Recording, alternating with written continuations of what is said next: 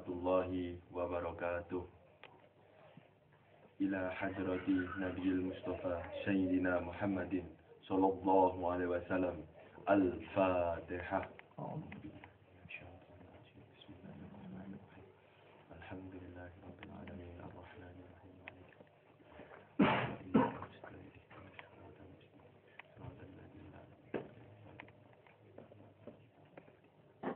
Summa ila hadrati Malaikat Jibril.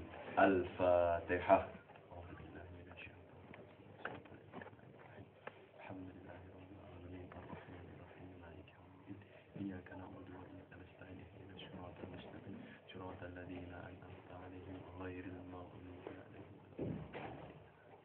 Summa ila hadrati Sultanul Aulia wal Ra'isun Syekh Abdul Qadir Al-Jailani. Al-Fatihah. Bismillahirrahmanirrahim. Alhamdulillahirabbil alamin. Arrahmanirrahim. Maliki yaumiddin. Iyyaka na'budu wa iyyaka nasta'in. Ihdinas siratal mustaqim. Siratal ladzina an'amta 'alaihim ghairil maghdubi 'alaihim waladdallin. Summa ila hadrati Mursyidul Haq Syekh Muhammad Sholihuddin Muhyiddin Al-Amin. Al-Fatihah.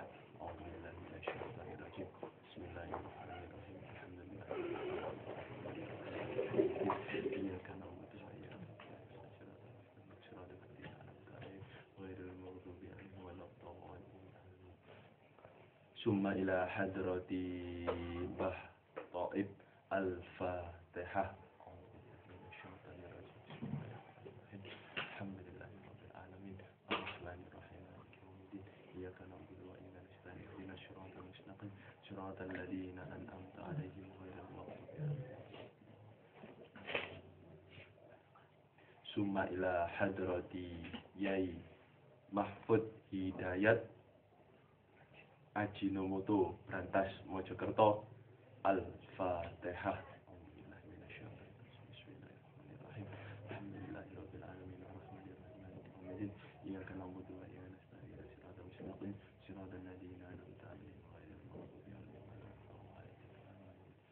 Summa ila hadrati Ahmad Fadoli bin Abdullah bin Yusuf. Al-Fatihah.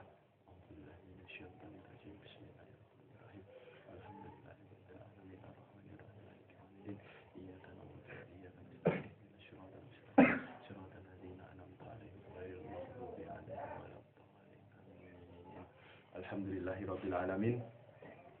Mriki kula badhe maos ilmu ingkang dikengken diamanahi kali Abah Fadoli nggih niku maos kitab Tanbihul Ghafilin karanganipun Al-Faqih Abdul Laith Al-Samarqandi. Niki bahas ingkang halaman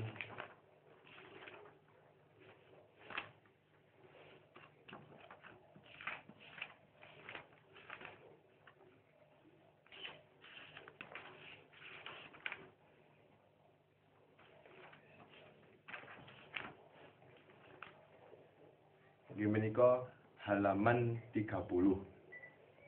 Kula wasaken Bismillahirrahmanirrahim. Dijelaskan oleh Auf bin Abdullah bahwasanya orang yang dapat dengan kebaikan itu akan senantiasa memberi peringatan kepada sesamanya yang tentang 3 hal yang menggembirakan, yaitu 1. Barang siapa yang beramal untuk akhiratnya, maka Allah akan mencukupi urusan dunianya. 2. Barang siapa yang memperbaiki hubungannya kepada Allah, hablum minallah, maka Allah akan memperbaiki hubungannya dengan sesama manusia, hablum minannas. 3. Barang siapa yang memperbaiki yang tersembunyi atau hatinya, maka Allah akan memperbaiki apa yang terlihat, yaitu lahirnya. Berkata Hamid Al-Latfaf bahwa ketika Allah menghendaki kehancuran bagi seseorang, maka dia akan menimpakan 3 hal kepadanya, yaitu 1. Memiliki ilmu tetapi enggan untuk mengamalkannya. 2. Allah memberi kemudahan di dalam bergaul dengan orang-orang soleh tetapi bersikap kurang ajar, tidak memenuhi hak-hak mereka dengan baik. 3. Allah Subhanahu wa Ta'ala memberinya kesempatan untuk dapat berbuat baik tetapi ia tidak ikhlas dengan kebaikannya tersebut. Berkata Al-Faqih bahwasanya hal yang seperti ini dapat terjadi adalah disebabkan oleh niatnya yang jahat dan hatinya yang berpenyakit. Sekiranya niat itu benar, pastilah ilmu yang ia miliki menjadi bermanfaat, ikhlas dalam beramal, dan memiliki penghormatan serta penghargaan kepada orang-orang soleh. Al-Faqih meriwayatkan hadis dari Jabal al-Yasubi. Ia berkata, ketika kami tengah berada dalam suatu peperangan bersama dengan Abdul Malik bin Marwan, kemudian kami bertemu dengan seseorang yang suka bangun malam dan sedikit sekali tidur malamnya. Meski berhari-hari kami bertemu dengan orang itu, tetapi kami tidak tahu siapakah orang itu. Kemudian suatu ketika kami mengetahui bahwa orang tersebut adalah salah satu dari sahabat Nabi Shallallahu Alaihi Wasallam, dan dia pernah bercerita kepada kami bahwa suatu hari ada seseorang yang bertanya kepada Rasulullah Shallallahu Alaihi Wasallam, "Wahai Rasulullah, amalan apakah yang kelak dapat menyelamatkan kami?" Beliau bersabda, "Janganlah kamu menipu Allah." Ia bertanya, "Ya Rasul, bagaimana mungkin kami bisa menipu Allah?" Beliau lalu bersabda, yakni ketika kamu beramal bukan karena Allah semata, jauhilah olehmu riya. Karena riya berarti syirik kepada Allah, dan kelak pada hari kiamat orang-orang yang berbuat riya itu akan dipanggil oleh Allah dengan 4 sebutan: kafir, pelacur, penipu, dan kafir, orang yang merugi. Amalmu adalah sesat dan pahalamu hanyalah sia-siaan. Mintalah pahala kepada mereka yang menjadi tujuanmu dalam beramal, wahai penipu. Adapun Jaballah al-Yasubi meyakini akan kebenaran dari hadis ini karena sahabat itu menerimanya langsung dari Rasulullah SAW dengan berucap, "Demi Allah yang tidak ada Tuhan kecuali Dia, sungguh saya mendengarnya langsung dari Rasulullah SAW. Dan jika terhadap kekeliruan, maka itu bukanlah sebuah kesengajaan dariku." Seraya beliau membaca firman Allah Seraya beliau membaca firman Allah Subhanahu wa Ta'ala dalam surat An-Nisa ayat 142. Al-Faqih berkata bahwa bersikap ajab, istiqomah di dalam memelihara amal adalah lebih sulit daripada mengerjakannya. Maka dari itulah, agar apa yang telah dikerjakan tidak menjadi sia-sia, hendaklah kita senantiasa memeliharanya dari penyakit riya dan ujub, merasa bangga dengan diri sendiri. Hal ini dibenarkan oleh Abu Bakar al-Wasiti dengan mengambil perumpamaan seperti sebuah kaca yang mudah pecah, retak bila mana terkena benturan. Dan demikian pula ketika suatu amal ibadah itu terkena penyakit riya atau ujub, maka dengan mudah ia akan menjadi rusak. Oleh karena itu, ketika seseorang mengerjakan suatu amal atau ibadah, hendaklah ia menjauhkannya dari riya. Kalaupun dirinya belum sepenuhnya dalam menghilangkan riya dari hatinya, maka hendaknya ia senantiasa berusaha dengan sungguh-sungguh dan senantiasa memohon pertolongan serta ampunan dari Allah Subhanahu wa Ta'ala.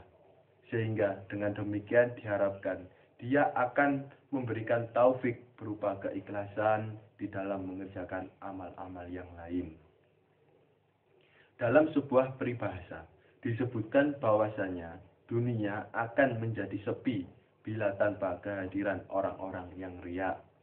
Sebab mereka mengerjakan amal-amal kebaikan seperti membangun pondok-pondok pesantren dan fasilitas-fasilitas umum lainnya, sekalipun amal itu dilakukan dengan disertai riya, akan tetapi orang lain atau khalayak umum dapat mengambil manfaat darinya. Dan barangkali dengan doa orang-orang muslim yang mengambil manfaat dari tempat atau bangunan yang ia dirikan itulah, maka hal itu dapat memberikan manfaat pula bagi dirinya. Diceritakan bahwasanya dahulu terdapat seorang muslim yang membangun sebuah pondok pesantren. Akan tetapi dirinya tidak yakin apakah yang ia lakukan itu benar-benar ikhlas karena Allah ataukah masih disertai dengan riya. Kemudian pada suatu malam ia bermimpi dan dikatakan kepadanya, andai kata amal yang kamu kerjakan itu masih disertai riya, maka kamu dapat memperoleh manfaat atau kebahagiaan dari doanya orang-orang yang dengan ikhlas mendoakan kamu. Pernah suatu kali seseorang berdoa di dekat Hudzaifah bin Al-Yamini. Ia berkata, ya Allah, binasakanlah orang-orang munafik. Lalu Hudzaifah berkata, sekiranya orang-orang yang munafik itu binasa, niscaya kekuatanmu menjadi berkurang dan kamu akan mengalami kesulitan di dalam menahan musuh-musuhmu. Adapun maksud dari perkataan Hudzaifah tersebut adalah keberadaan orang-orang munafik di medan peperangan sesungguhnya juga turut andil di dalam memperkuat pertahanan dari sesungguhnya juga turut andil di dalam memperkuat pertahanan dari pihak musuh.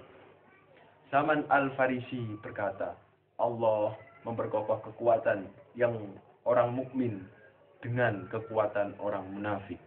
Dan demikian pula orang munafik tertolong berkat doa orang-orang mukmin.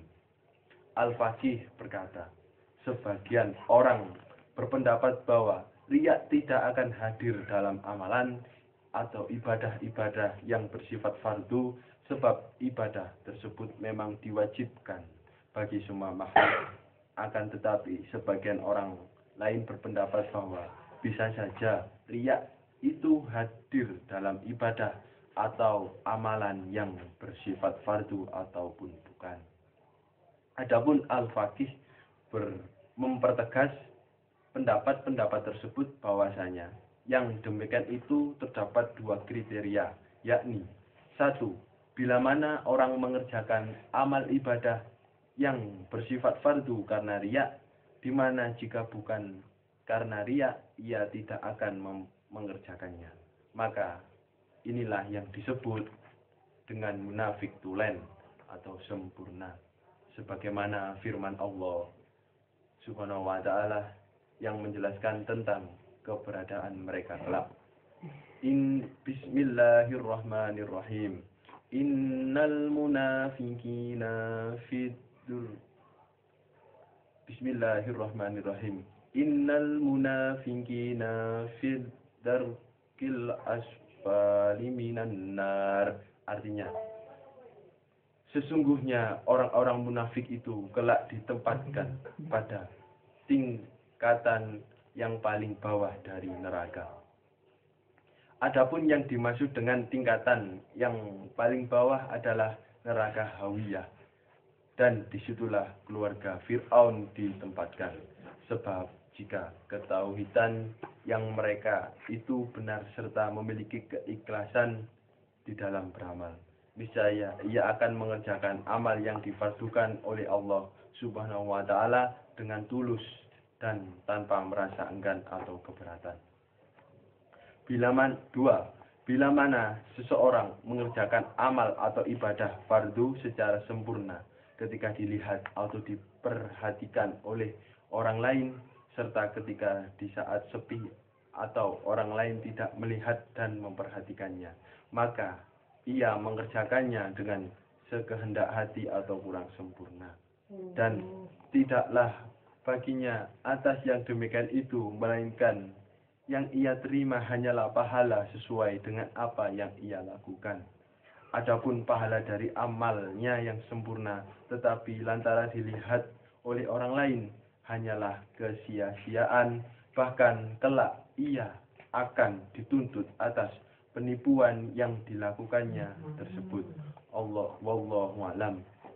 Itu yang dapat saya sampaikan tentang isi secuil tentang isi kitab Tanbihul Ghafilin karangan Al-Faqih Abdul Laith Al-Samarqandi, peringatan bagi orang-orang yang lupa. Alhamdulillahirabbil alamin. Wassalamualaikum warahmatullahi wabarakatuh.